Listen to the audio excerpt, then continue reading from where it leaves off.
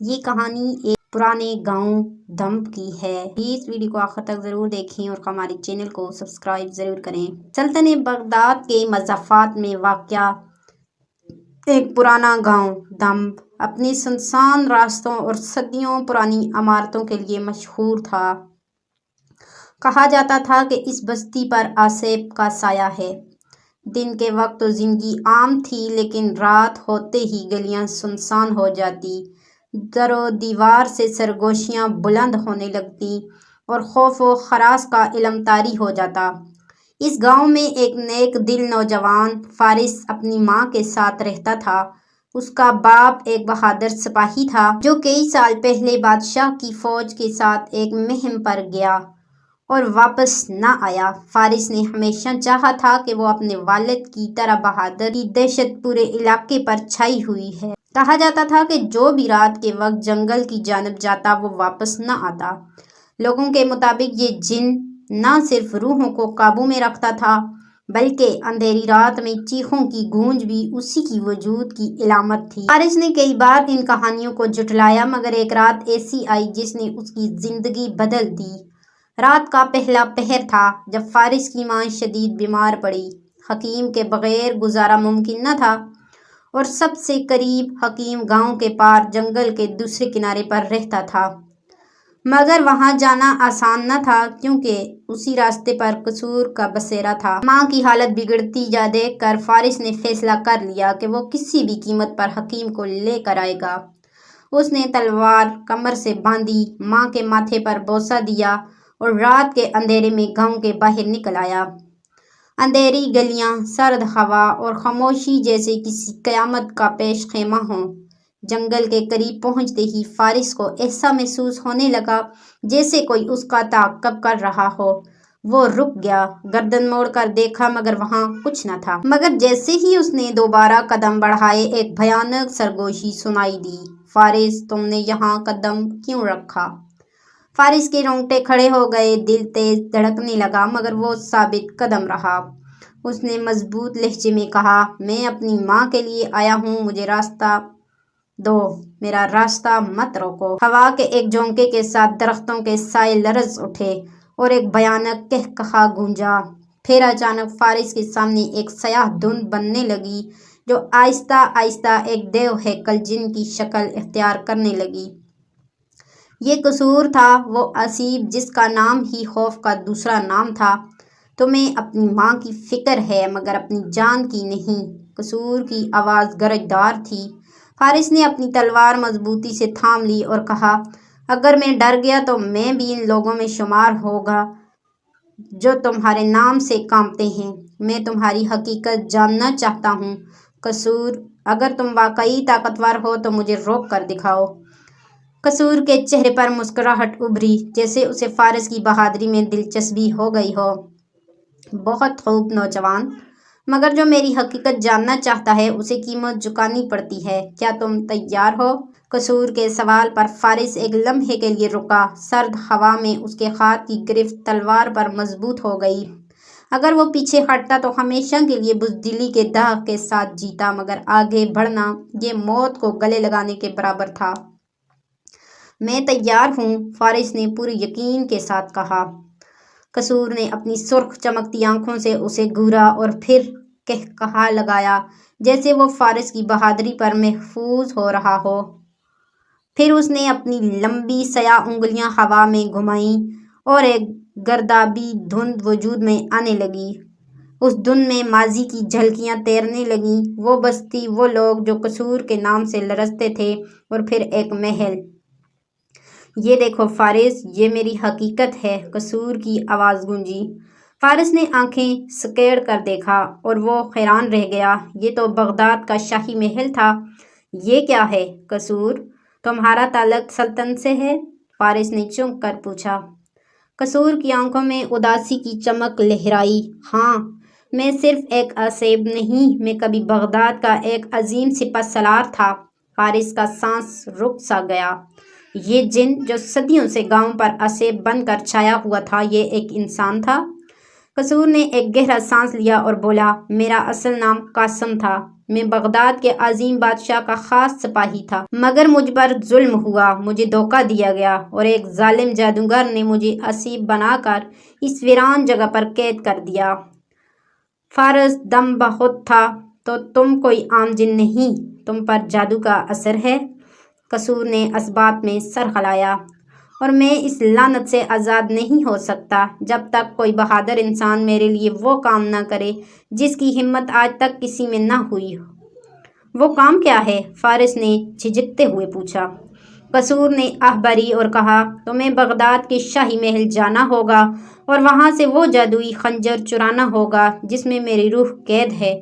اگر تم نے یہ کر لیا تو میں آزاد ہو جاؤں گا اور تمہاری ماں ہمیشہ کے لیے صحت مند ہو جائے گی۔ یہ سن کر فارس کی آنکھوں میں الجھن ابھری۔ یہ کیسا سودا ہے؟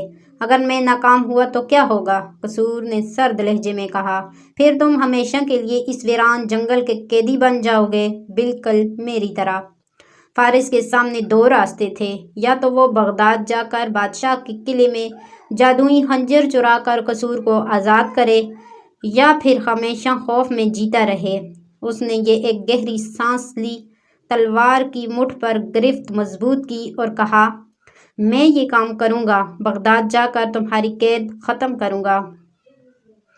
قصور کی آنکھوں میں ایک پراسرار چمک ابھری۔ بہت خوب فارس، لیکن یاد رکھو یہ راستہ آسان نہیں ہوگا۔ قصور کی باتیں فارس کے ذہن میں گونج رہی تھی۔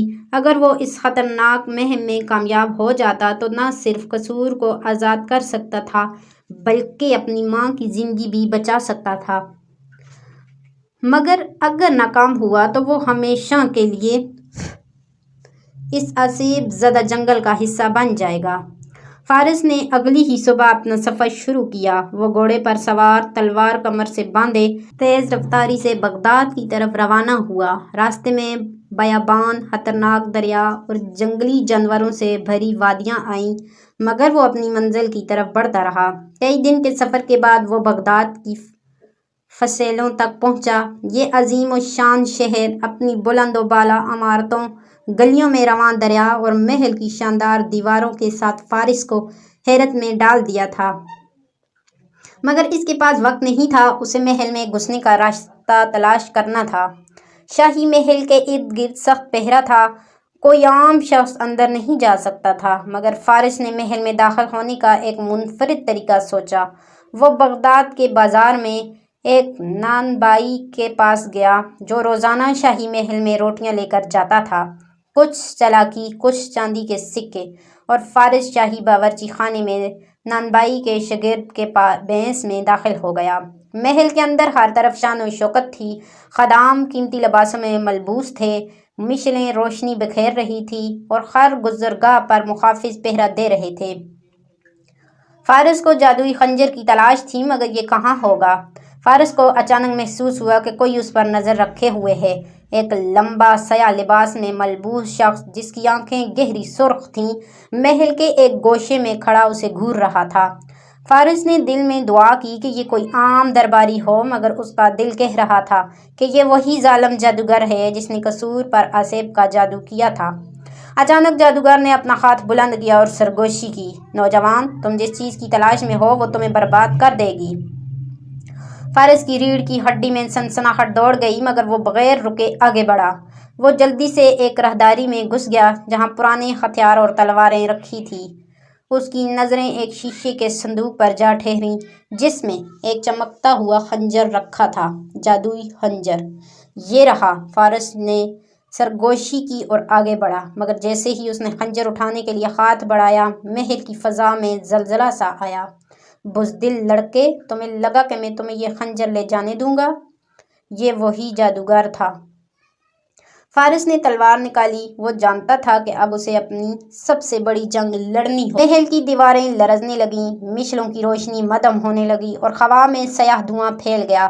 جادوگر، جس کا چہرہ اب مزید خوفناک ہو چکا تھا، ہاتھ میں ایک چمکتا ہوا عصا لیے فارس کے سامنے آ کھڑا ہوا۔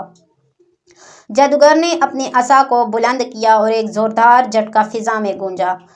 فارس کو یوں محسوس ہوا جیسے اس کے قدم زمین سے جڑ گئے ہوں۔ جادوگر ہنسا، تم سوچ بھی نہیں سکتے کہ یہ خنجر کتنی طاقت رکھتی ہے، مگر تم اسے حاصل نہیں کر سکو گے۔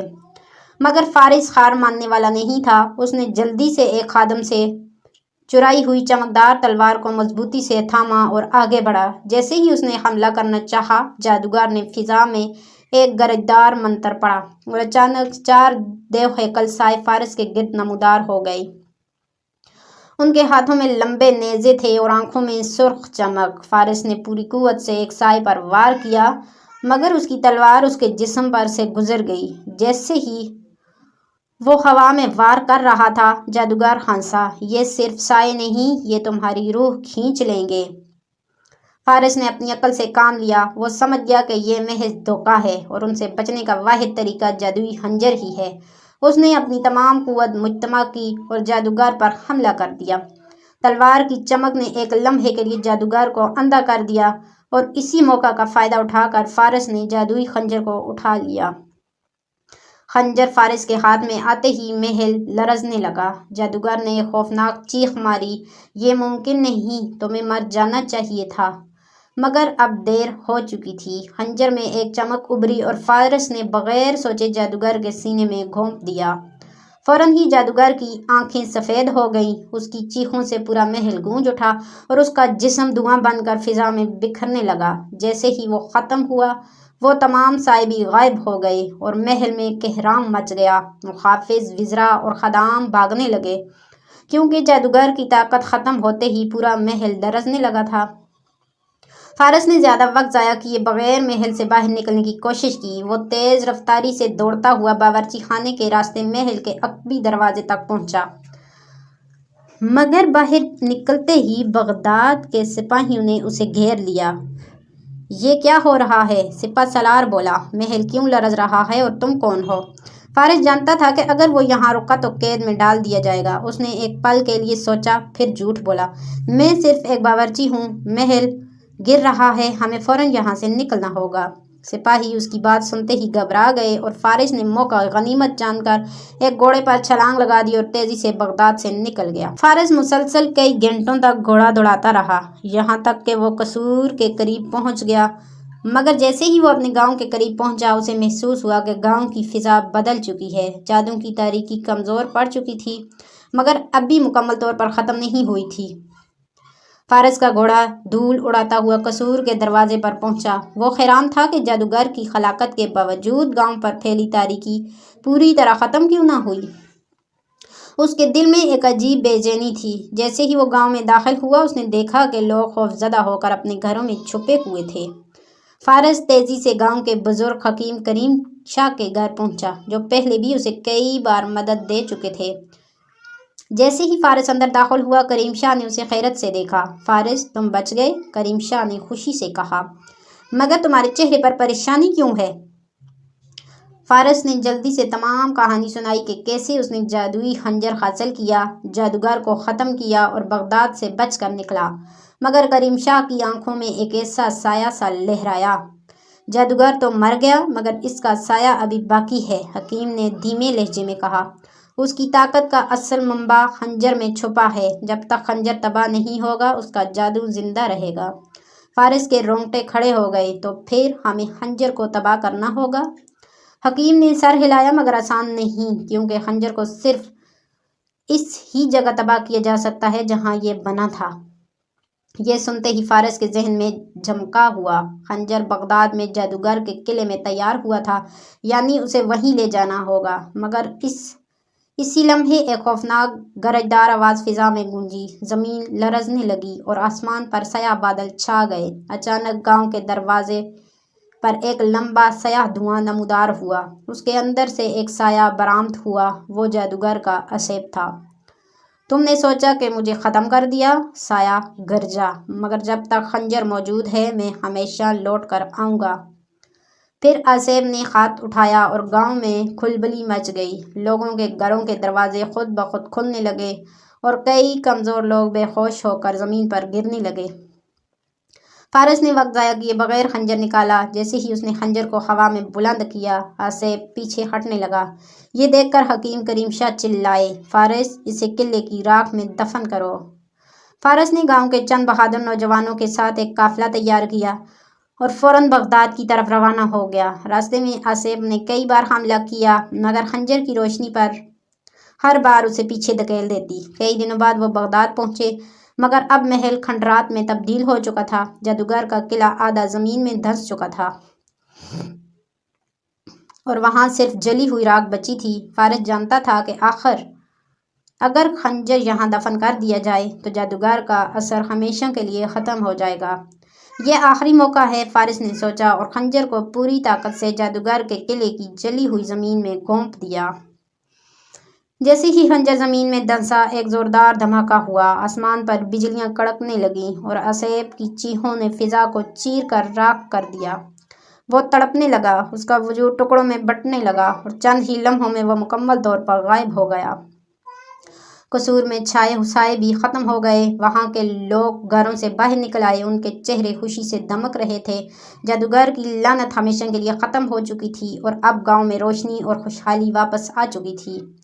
جب فارس واپس گاؤں پہنچا تو لوگوں نے اس کا زبردست استقبال کیا۔ وہ اب صرف ایک عام سپاہی نہیں تھا بلکہ قصور کا محافظ بن چکا تھا۔ حکیم کریم شاہ نے اس کے سر پر ہاتھ رکھا اور کہا، تم نے ایک بہت بڑا معرکہ سر انجام دیا ہے فارس، اب تم قصور کے ہیرو ہو۔ فارس مسکرایا مگر اس کے دل میں ایک سوال اب بھی باقی تھا، کیا واقعی تمام برائیاں ختم ہو چکی ہیں یا کہیں کوئی اور آصف باقی ہے؟